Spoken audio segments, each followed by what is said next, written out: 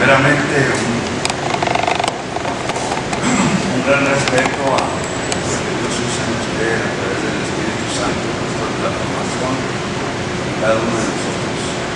Pero para esto requiere parte de cambios y actitudes más. Pero el propósito y la visión de ustedes es preparar una iglesia que cada miembro bien preparado. Una iglesia. Mi pregunta es, ¿qué tú esperas de mí? ¿Qué tú esperas de mí como pastor? ¿Qué tú esperas de mí?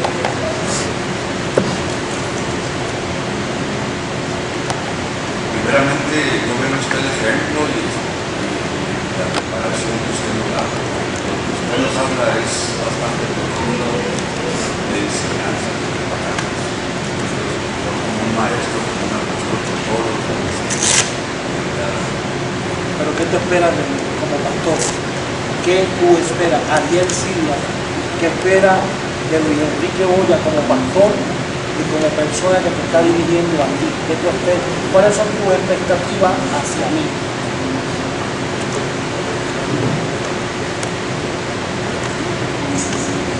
Yo siento que estoy en un proceso de formación a través de usted. Tú sientes que estás en un proceso de formación. Ahora,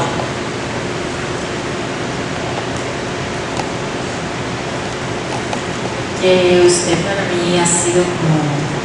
yo estoy diciendo que eso para ti. ¿Qué tú esperas de mí como pastor hacia ti?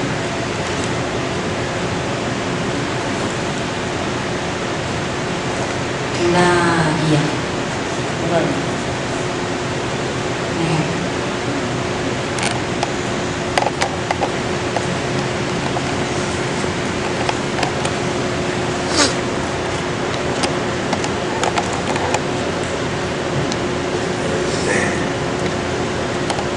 Para mí,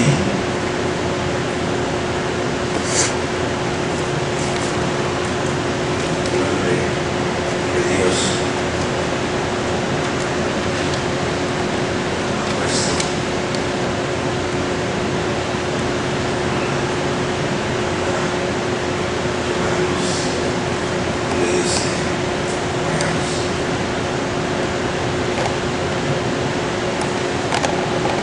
Hermano, yo quiero que continúe llevándome a la estatura de una unidad mayor y así me enseñando lo que he llegado a donde yo quiero llegar.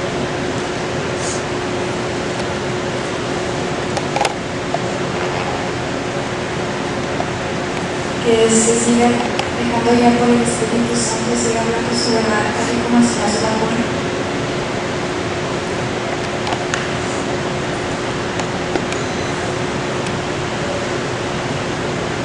No, ahorita lo que espero es que sea porque ellos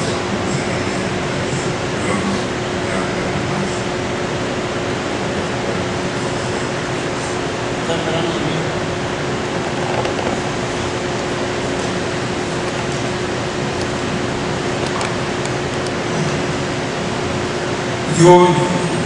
Yo espero que me siga ayudando en las áreas en las que yo estoy fallando, que me ayude a crecer espiritualmente y a llegar hasta donde Dios tiene el propósito en mi vida.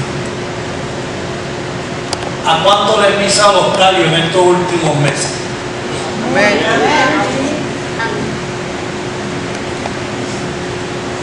¿He dicho alguna verdad o he dicho mentira? ¿Verdad?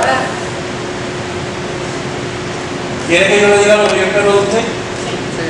¿Ah?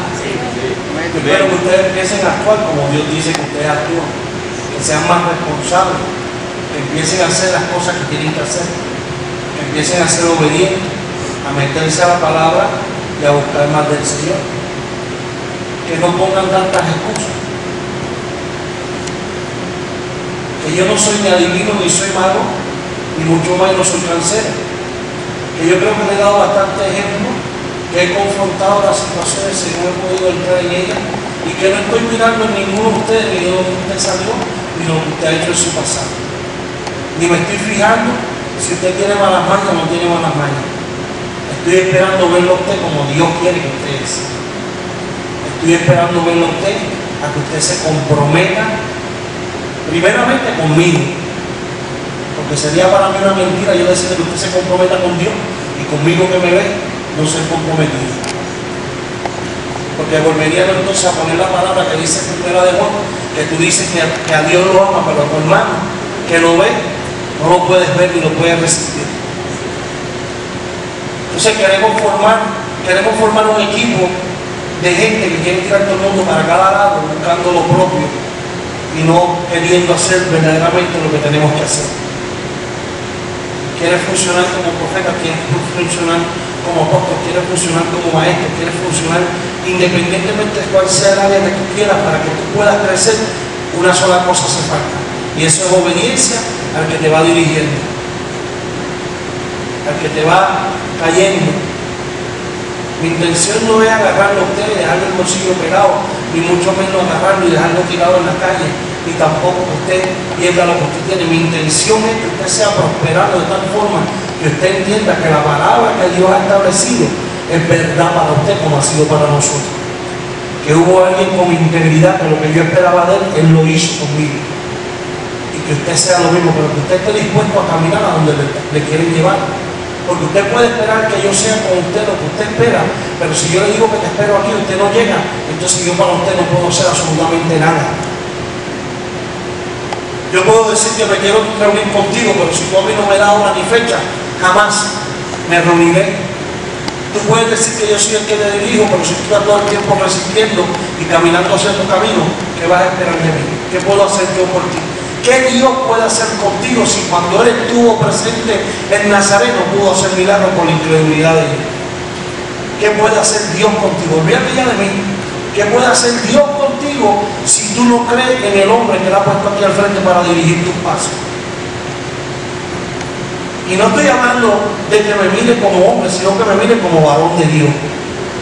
Porque la palabra cuando comienzan a decir maldito el hombre que confía en el hombre, no está hablando de una persona que confía en otro, no está hablando de aquel hombre que supuestamente tiene que estar en una posición y comienza a confiar en él mismo y no a confiar en la palabra y en la posición que se le ha dado para hacer y tomar lo que Dios ha puesto, y cambia su posición, su brazo, su diestra, su justicia, a hacer las cosas en la carne y a desviarse completamente, despreciando el sacerdocio que se le ha puesto en mano.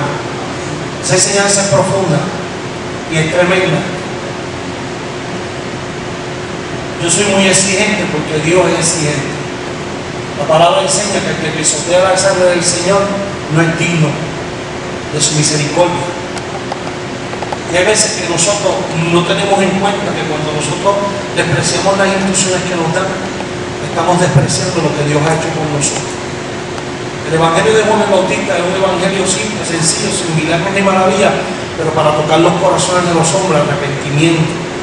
El milagro más grande que Dios puede hacer en la vida de cada uno de nosotros es arrepentirnos. Pero arrepentirnos no solamente de decir al Señor te acepto, sino arrepentirnos de la forma que tenemos de pensar.